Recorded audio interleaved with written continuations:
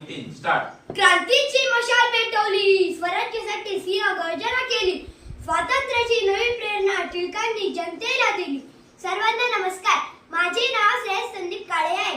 आज मी आपल्या समोर स्वराज्य हा माझा जन्मसिद्ध हक्क आणि तो मी मिळवणारच अशी सिंह गर्जना करून इंग्रजांना हातून सोडणारे थोर देशभक्त लोकमान्य टिळक यांच्या विषयी माझे मनोगत व्यक्त करणार आहे.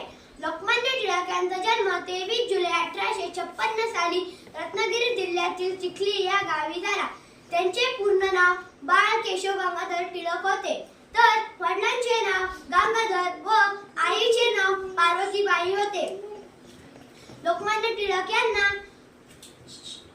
लोकजागृतीसाठी केसरी व मराठा ही वृत्तपत्रे सुरू केली. लोकांनी एकत्र यावे म्हणून शिवजयंती व गणेश उत्सव हे सण सुरू केले. महात्मा गांधीजींनी त्यांना आधुनिक भारताचे शिल्पकार म्हटले. जाता जाता एकच बोलतो की सिंह गर्जना करायला पण काळीच पण सिंहाचंच लागतं. म्हणूनच तर लोकमान्य टिळक यांच्या चरणात माझी मान सदैव झुकते, सदैव झुकते. धन्यवाद. जय हिंद.